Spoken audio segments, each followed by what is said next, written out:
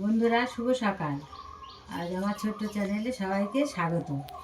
গীতা আমাদের জীবনে এক মূল্যবান পাঠ, কিন্তু আমরা এই ব্যস্ততম জীবনে প্রতিদিন গীতা পাঠ করে উঠতে পারি না।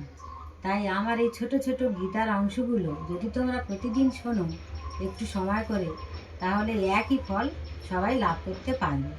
তাই আমার এই ছোট ছোট ভিডিওগুলো যদি তোমাদের ভালো লেগে থাকে, তাহলে আমার পাশে থেকে আমাকে সাবস্ক্রাইব করো আর কমেন্ট করো পরের নতুন নতুন ভিডিওগুলো দেখার জন্য, আর লাইক করো।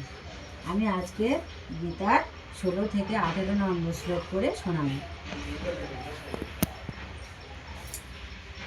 অনন্ত বিজয়ং রাজা কুন্তিপুত্র যুধিষ্ঠির নকুল সহদেবশ্চ সুঘোষমণি পুষ্পকৌ কাশ্যশ্চ পরমেম্মাস শিখণ্ডী চ মহারথ দুষ্টদ্রম্ন বিরাটশ্চৈ সাত্ত্বকীশ্চা পরজিতা দ্রুপদ দ্রৌপদেয়াশ্চ সর্বস্ব পৃথিবীপতে সৌভদ্রশ্চ মহাবাহু সংখ্যানং দুগ্নং পৃথক পৃথক।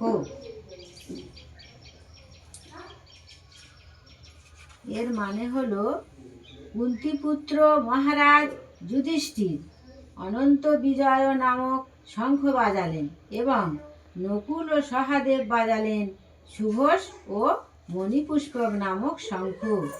হে মহারাজ, তখন মহান ধনুর্ধর কাশীরাজ, প্রবল যোদ্ধা শিখণ্ডী, ধৃষ্টদ্যুম্ন, বিরাট, অপরাজেয় সাত্ত্বকী, দ্রুপদ, দ্রৌপদীর পুত্রগণ, সুভদ্রার মহাবলবান পুত্র এবং অন্য সকলে তাদের নিজ নিজ শঙ্খ পৃথক পৃথকভাবে বাজালেন।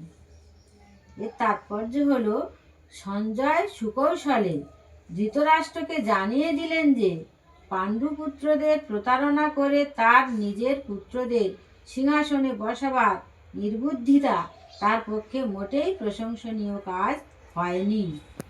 সমস্ত লক্ষণ থেকে সুস্পষ্টভাবে ইঙ্গিত পাওয়া যাচ্ছিল যে সেই মহাযুদ্ধে সমগ্র কুরুবংশের সমূলে বিনাশ হবে।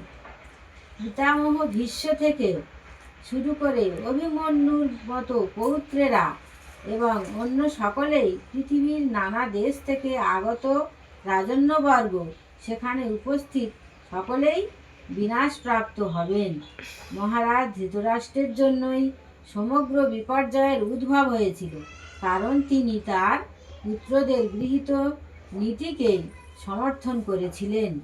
নমস্কার।